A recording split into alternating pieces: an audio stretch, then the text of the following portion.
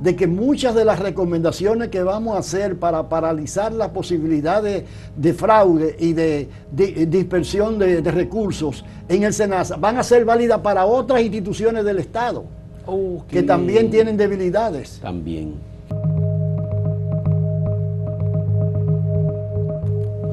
Dentro del sistema de seguridad social están las prestadoras de servicios y como parte de ese esquema de prestación de servicios están las ARS, que son administradoras de servicios de salud. De riesgo de salud. De riesgos de salud. En la estatal Seguro Nacional de Salud, SENASA, se produjo en este gobierno un fraude mayúsculo que ha sido denunciado por el Ministerio Público y los funcionarios principales están en prisión preventiva y sometidos a la justicia con un expediente de más de 500 páginas.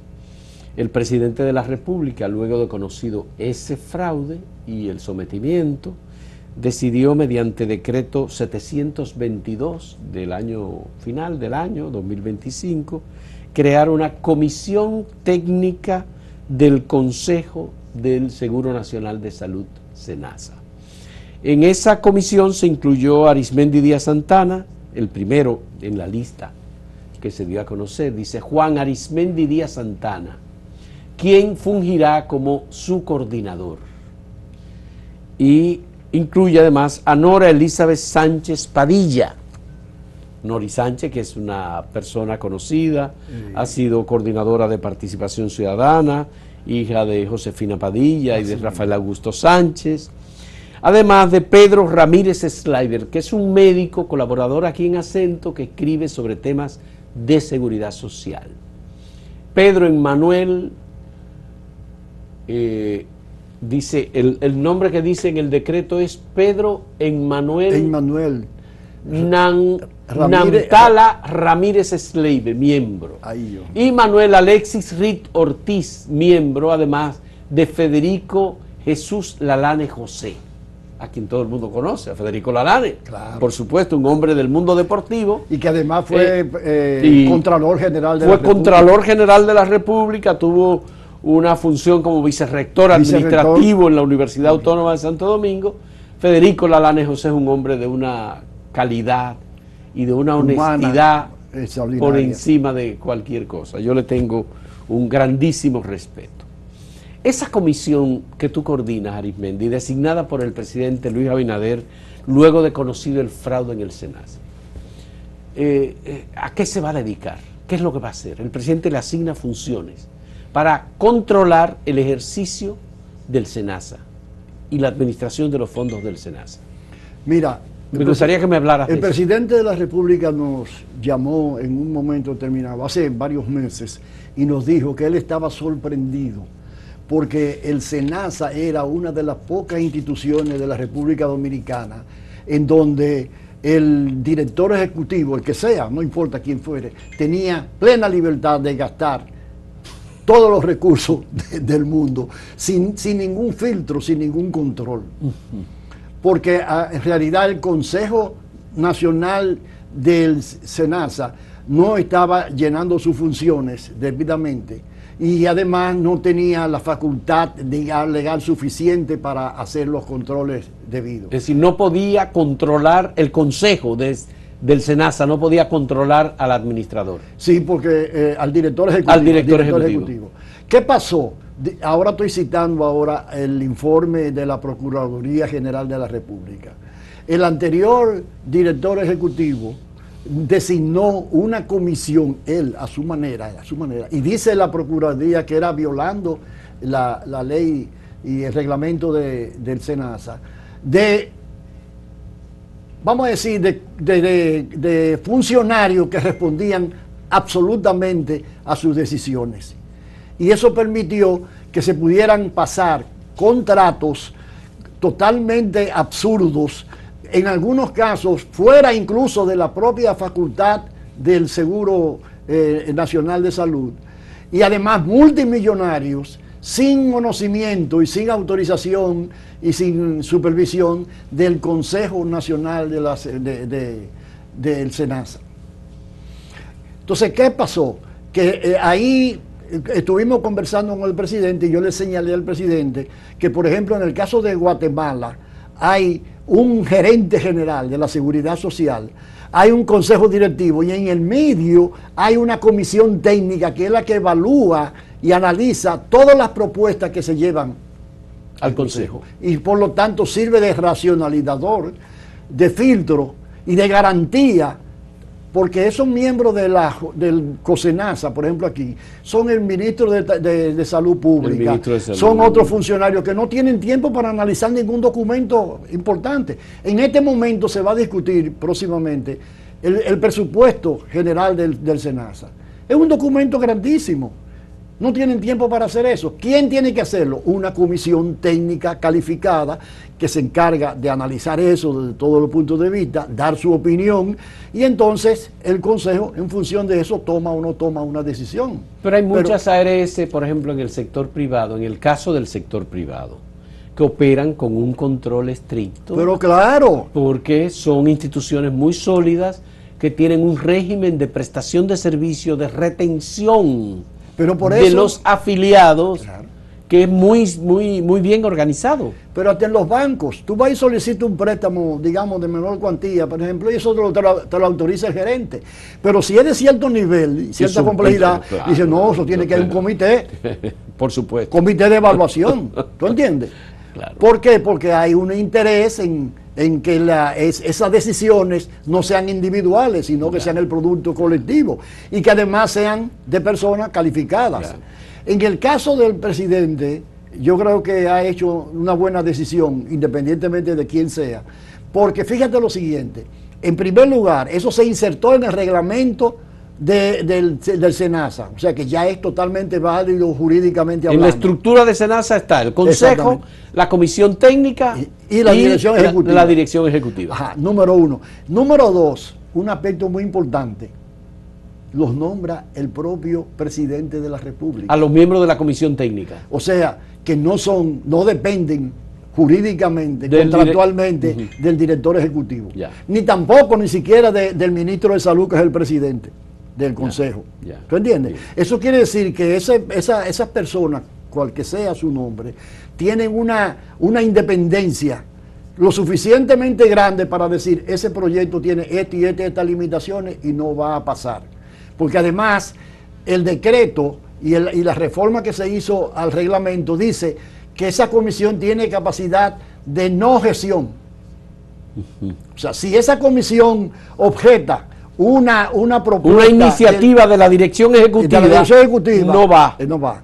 Y además establece, para darle la facilidad y la agilidad al proceso, de que por debajo de 5 millones, cualquier propuesta de esa, el director ejecutivo tiene libertad de ejecutarla. Eso pero ya se estableció. Pero si pasa por debajo de los 5 millones. Exactamente. Si pasa por encima de ahí, tiene que pasar. Tenemos que verlo nosotros. Los miembros de la comisión técnica. Analizarlo desde todos los puntos de vista jurídico, social, financiero, de sostenibilidad. Si eso se corresponde con la ley de seguridad social, con el plan básico de salud, todas esas cosas. Y si eso se corresponde, entonces nosotros damos la no objeción y lógicamente el consejo directivo, que no tiene tiempo para realizar esas cosas y que vamos a suponer que crea en la comisión y dice, bueno, nosotros lo aprobamos. Y esa comisión... Pero además de eso, espérate un segundito, sí. Luego que eso se apruebe, esa comisión va a ver que se va a ejecutar tal y como se aprobó. Bien. Y que los informes regulares, mensuales, trimestrales, lo que sea, responden a la característica de lo que se aprobó. Porque en este país muchas cosas se aprueban de una manera y se ejecutan hacen de otra. Sí, claro, por supuesto. Entonces, esa era la pregunta. ¿Qué capacidad tenía la comisión técnica para dar seguimiento a lo que aprobaba? Totalmente. Sí.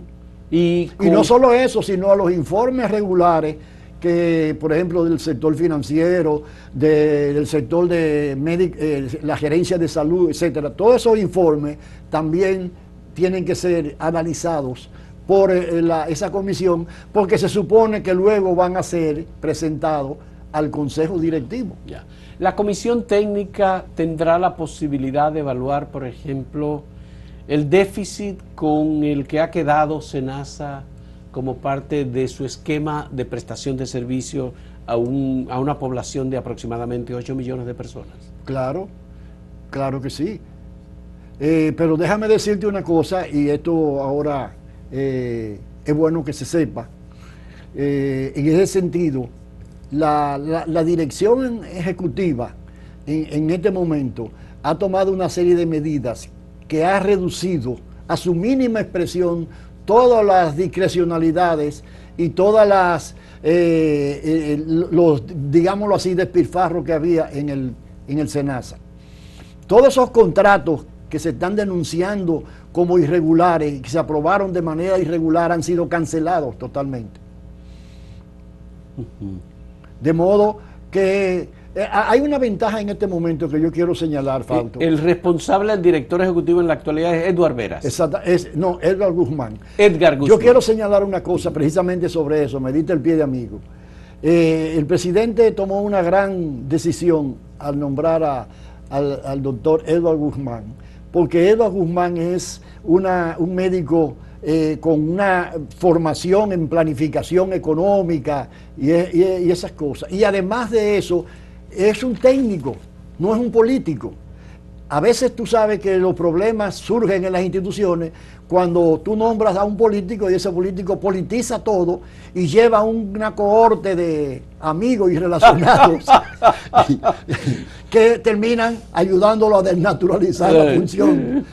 En este caso, Edward es una persona técnica, igual que nosotros, Guzmán, y por lo tanto está trabajando allí en esa dirección de sanear la institución para que el Seguro Nacional de Salud vuelva a ser una referencia positiva de lo que pueda hacer el Estado dominicano.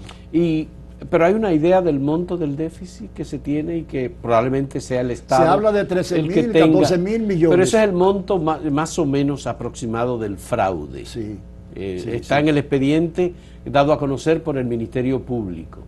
Pero son 14.000 millones de pesos. Pero se supone que hay un proceso de recuperación. Incluso ha habido gente de las que están implicadas, empresas incluso, que están dispuestas a devolver miles de millones de pesos. Sí.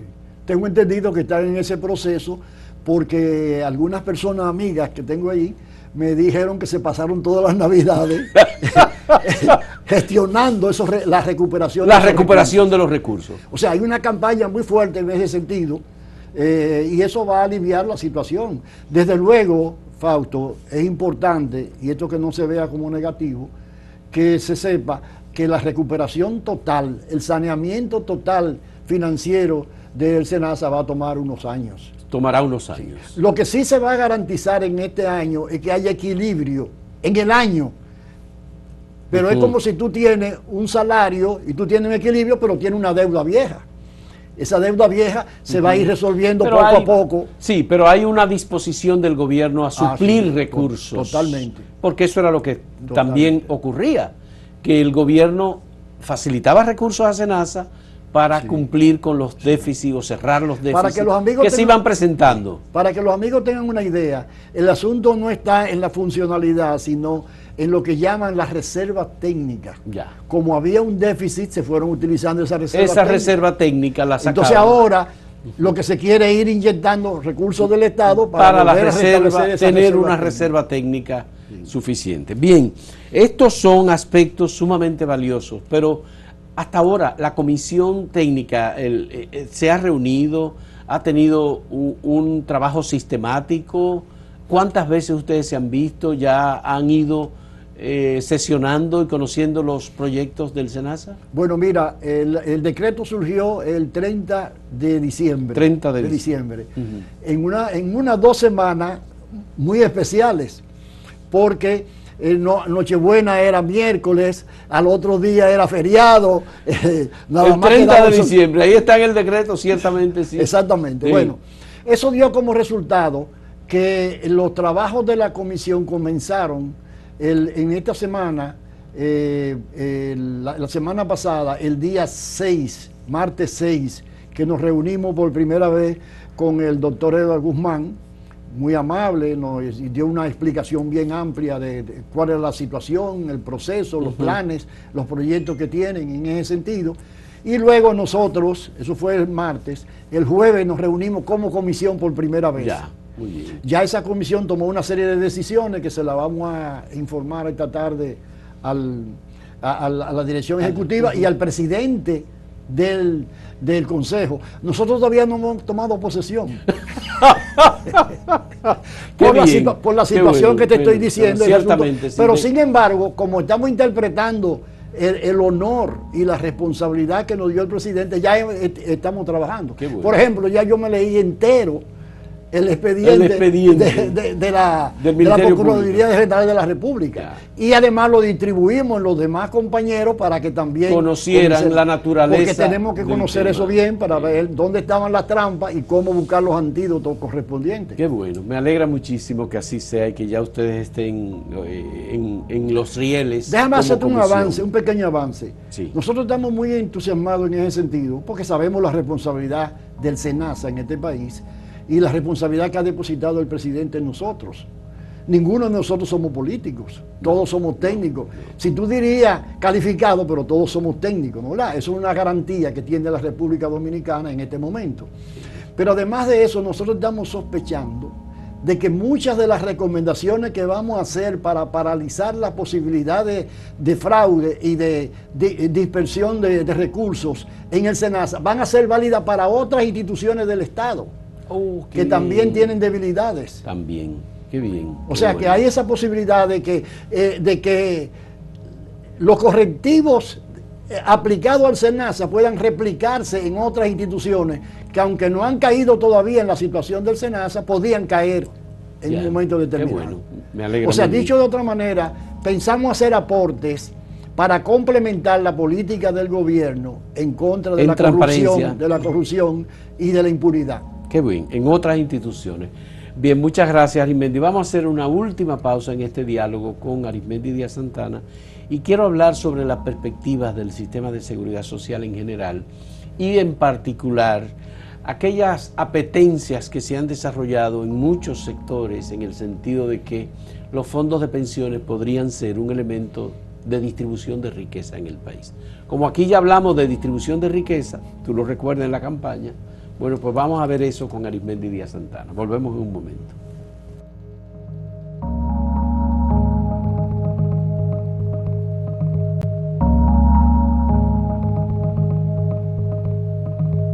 Recordemos que hubo gente que se hizo famosa, incluso diputados que se hicieron muy famosos, pidiendo la repartición de los fondos de pensiones. Luego hicieron una reducción de esos montos y los redujeron a un 30%. Como ya tú dijiste, Arismendi, que hay en los fondos de pensiones hay un ahorro aproximado de $1.600.000.000 de pesos así mismo, ahorrados. Así mismo. Bien. Y eso sigue creciendo progresivamente. Y ese ahorro sigue creciendo porque obviamente la gente que se incluyó en la seguridad social está todavía en periodo productivo. La gran mayoría. La gran mayoría. No hay gente que haya pedido, se haya retirado del trabajo y esté pidiendo que le comiencen a devolver sus recursos. Esos recursos han ganado una rentabilidad. En la mayoría de los casos es sobre el 50%. Aquel que tiene 3 millones de pesos ahorrados de su bolsillo, ahora tiene 6 por la ganancia acumulada. Otros que tienen 5 ya tienen 10 por razones de los intereses de capital que se le van sumando, aparte de que hay una comisión técnica que se elimina, que se quita para las propias administradoras de fondos de pensiones. Y hay una superintendencia de fondos de pensiones que opera con bastante eficiencia. Cuéntame, ¿qué podemos hacer nosotros o qué puede hacer el gobierno? Ya vemos que el Banco Central utiliza esos fondos y que el sistema financiero también utiliza esos fondos. ¿Qué se puede hacer con los fondos de pensiones acumulados y guardados en diferentes instituciones financieras? Mira, el gran reto en ese sentido, Fausto, es lograr la mayor diversificación de la inversión de esos fondos. Por un principio popular que dice, no se pueden tener todos los huevos en una sola canasta, ¿no? ¿Verdad? Okay. Ahora, eso quiere decir que el crecimiento del patrimonio de los trabajadores es mucho más rápido que el crecimiento de las oportunidades de inversión en la República Dominicana, porque no es una inversión cualquiera. La ley establece muy claro una serie de criterios que tienen que reunir para ser objeto de inversión. La inversión de esos no fondos. puede haber inversión especulativa, no puede haber concentración de inversión en la propia AFP, hay una serie de disposiciones en ese sentido. Pero el Y país además, necesita inversión en áreas sociales importantes, por ejemplo, viviendas. Aquí hay un déficit de vivienda importante en República Dominicana. Aquí hay una cantidad enorme, un 70% de las viviendas en el país no son vivibles. No tienen acceso a sanitario, no tienen acceso a agua potable. Es decir, obviamente si estamos en la capital no nos vamos a dar cuenta, pero en general en el país hay una situación muy precaria. ¿Se pueden utilizar esos fondos para otras cosas, para servicios como este, por ejemplo? Mira, en ese caso, es una pregunta interesante, porque en ese caso hay que tomar en consideración lo siguiente. Se pueden utilizar para el sector de vivienda, pero no necesariamente para el sector de vivienda popular. Ah, no, para el sector de vivienda popular. Te voy a decir por qué. Porque si tú estás hablando de vivienda popular, estás hablando de préstamos de bajo interés. De menor, sí. Entonces tú no puedes tener préstamos de menor cuantía y bajo interés. Exactamente. Tú no puedes tener préstamos, tú no puedes coger los recursos de la seguridad social, que se supone que tienen que tener el máximo de rentabilidad posible para garantizar tu retiro. ¿Está claro? Sí. Tú no puedes tomar esos recursos para entonces emplearlo en un sector que te va a reducir la rentabilidad. Es posible invertirlo en vivienda, pero no necesariamente en vivienda popular. Aparte de que el Estado pudiera poner un subsidio en ese sentido. Sí, lo entiendo, perfecto. Vamos a suponer lo siguiente. Tú tienes... Por ejemplo, el Estado construyó el proyecto que se llama Ciudad Juan Bosch, sí, para poner un caso. El Estado puso la tierra, porque eran unas tierras que pertenecían al Estado como parte de uno de los ingenios. Los constructores privados, cada uno asumió proyectos en diferentes lugares y construyó viviendas. Esas viviendas se han vendido a unos costos negociados con el Estado. La gente tiene derecho a una vivienda digna, un espacio suficiente, con agua potable, energía eléctrica, acceso a internet, a las telecomunicaciones, servicios religiosos, servicios de salud. Es decir, se le crea el espacio, se le crean todas las condiciones. Una ciudad. Una ciudad, por eso. Suficiente. Entonces, con los ¿por qué no es suficientes? posible que esos fondos se utilicen para nuevos proyectos parecidos? Bueno, te estoy diciendo que en ese caso el Estado tendría que asumir una cuota importante para garantizar la rentabilidad mínima que necesita el sistema de pensiones en la República Dominicana. Porque si tú estás hablando de vivienda popular, tú estás hablando de una rentabilidad baja de la inversión. Entonces tú no puedes tener una rentabilidad baja en inversión y al mismo tiempo una alta para pensión. De los mismos recursos. Sí, de acuerdo. Bien. ¿Tú entiendes cómo es? Ahora, vuelvo y te digo, en una política social del Estado, el Estado puede coger esos recursos, utiliza para hacer inversiones en vivienda y entonces pone la diferencia para que la rentabilidad de las pensiones no se reduzcan. Es que el Estado Dominicano, a ver, estoy viendo ya, tú como economista también debe verlo, el 25% de los ingresos del Estado se pagan en intereses de deuda. Ahí es que estamos. Por eso. Eso es un círculo vicioso. Por eso, entonces, ¿podría el Estado Dominicano utilizar los fondos de pensiones para eliminar ese costo que tiene para la sociedad dominicana el endeudamiento externo, por ejemplo? ¿O no? Podría, pero hay un riesgo, y es que acentuaría la concentración de los fondos de pensiones en una sola canasta. Ya. O sea, ya tenemos suficiente con el Banco Central y con Hacienda, que entre ellos más o menos está en este momento como un 62, 65, antes era un 70 y pico. Se ha ido reduciendo. ¿Son bonos? Se ha ido reduciendo porque han habido ya empresas turísticas y incluso de construcción y de otros sectores que reúnen las condiciones que la ley establece y que han comenzado a absorber esos recursos. Porque mira, la contradicción está en lo siguiente, y esto yo sé que es muy difícil que la gente lo entienda, y hasta me pueden algunos malinterpretar. Tú no puedes tener unos recursos que tú quieres que tengan el máximo para después prestarlo al mínimo. Desgraciadamente así. Porque de lo contrario, o tú privilegias tener viviendas baratas, vamos a decir, o tú privilegias tener pensiones dignas. No se pueden lograr las dos cosas, salvo que el Estado, vuelvo y te digo, asuma la diferencia. Convirtiéndolo en un programa social. Hubo algunos cambios importantes en la Ley de Seguridad Social en las administraciones del Partido de la Liberación Dominicana. Obviamente el vicepresidente en un momento fue Rafael Alburquerque, y Rafael Alburquerque es un abogado laboralista, tenía una concepción distinta de la seguridad social. Pero mi pregunta es, en un gobierno, por ejemplo, del PRM, ¿no se puede plantear modificar la Ley de Seguridad Social para que sea posible la inversión en sectores estratégicos importantes vinculados con la equidad y el bienestar de los ciudadanos para usar esos fondos? Eso es lo que se ha planteado.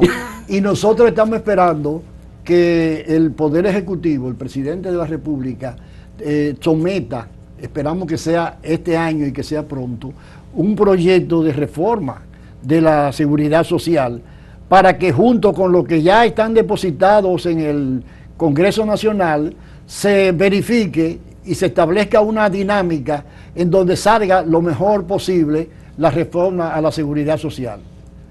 Y sabemos que es lo mejor posible, ya se ha discutido, bueno, hay algunos temas que se han planteado, lo mejor posible, se le han entregado al despacho del presidente para que él lo conozca, o hay una comisión elaborando la modificación de la ley. Hay una comisión del Estado que está elaborando tanto la parte de pensiones como la de salud. Yo no conozco los detalles, sí sé que se está en eso, porque incluso el propio presidente me lo ha dicho en varias oportunidades y quiere que nosotros apoyemos y ayudemos en esa dirección.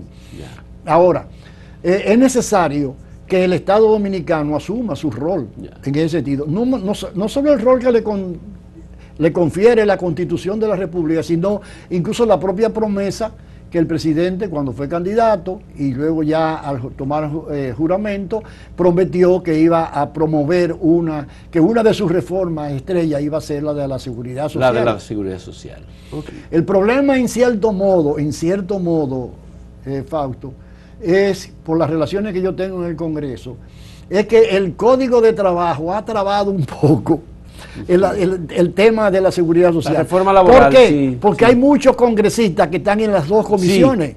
Entonces no pueden estar al mismo tiempo impulsando. ¿Tú entiendes cómo es? Sí. Entonces la idea que ellos tenían originalmente era resolver el problema rápido del Código de Trabajo para entonces entrar en la seguridad social. Pero desgraciadamente, oye bien, tú eres un comunicador, tú lo sabes, a pesar de que el proyecto de modificación del Código de Trabajo llegó al Congreso como consensuado, tiene 14 meses y no se ha aprobado. Porque llegó como consensuado. ¿Tú sabes por qué? Y yo te lo puedo decir porque lo recuerdo. Llegó consensuado porque se llegó a un acuerdo y en ese mismo momento el gobierno presentó su proyecto de reforma fiscal a la vez. Y ahí se mató el proyecto del Código Laboral, consensuado, lamentablemente eso fue lo que ocurrió, y el ministro de Trabajo luego se convirtió en ministro de Educación. Y el consenso se desbarató porque era un consenso que era, digamos, un acuerdo. Ahí está el tema, obviamente, del pasivo laboral, ahí está el tema de la cesantía. Mira, que son aspectos que dividen mucho. Pero yo creo, y que representan riesgos importantes. Yo creo, Fausto, como esto es una conversación amena, que el gran problema del Código de Trabajo está en la cesantía. En lo demás hay consenso. Pero había un consenso. Originalmente había un consenso. Había un consenso en limitar la cesantía primero a 6 y luego a 10 años. Y que ahí terminaba todo. A partir de ahí entonces ya era otro proceso diferente. Es decir, el sector laboral aceptaba pagar hasta 10 años de cesantía. Primero pasaron por los 6 años y después llegaron hasta los 10. Con Luis Miguel de Camps se llegó a un acuerdo en ese sentido. Pero eso luego no siguió. Así mismo. Y ahora resulta que mi amigo Pepe Abreu está diciendo, si no se puede respetar la cesantía, mejor que dejen el código viejo que está ahí. Eso es. Y desgraciadamente, yo creo que las limitaciones que tiene nuestro Congreso Nacional, Fabio, no, yo te iba a no es para manejar al mismo tiempo el Código Laboral y la Seguridad Social. Tú sabes, Arismendi, que hay un populismo creciente y que la gente cuando comienza a acercarse a los procesos electorales comienza también a pensar en su propia posibilidad de permanecer. Así mismo. Y hemos visto gente que quiere hacer con los fondos de la Seguridad Social, los fondos de pensiones, campaña populista. Vamos a devolverle ese dinero al que lo ha ahorrado y así ya eliminamos la pobreza. Y eso no es así, eso no es verdad. Claro. Porque el propio Banco Central aclaró con mucha objetividad que eso no era posible hacerlo. Así mismo. Bueno, Arismendi, muchas gracias. Qué bueno tenerte por aquí y bueno, hacer un diálogo contigo sobre este tema que tú conoces. Tú has publicado varios libros, 4 o 5 libros ya. 6 libros. 6 libros, sobre sí. el tema de la seguridad social para todos, la seguridad social como un elemento importante de equidad social, económica y política, y la seguridad social como una garantía de estabilidad. Muchísimas gracias, Fausto. Bueno. Déjame aprovechar la oportunidad, que estamos prácticamente comenzando el año, sí, para desearte muchos éxitos en tus medios de comunicación, como persona, como amigo, como familia, y a estos muchachos que son amigos de todos nosotros, sí, que trabajan aquí, que se dedican a eso, sí, también desearle mucha salud y mucha seguridad social. Muchas gracias a ti, Arismendi, y te deseamos éxito en los desafíos que tiene como parte y coordinador de esa comisión técnica de la seguridad del SENASA. Señores, gracias por la compañía, muy agradecido de que nos acompañen en estos diálogos que estamos apenas iniciando y que van a ser muchos los que vamos a tener a partir de este enero del año 2026. Hasta luego.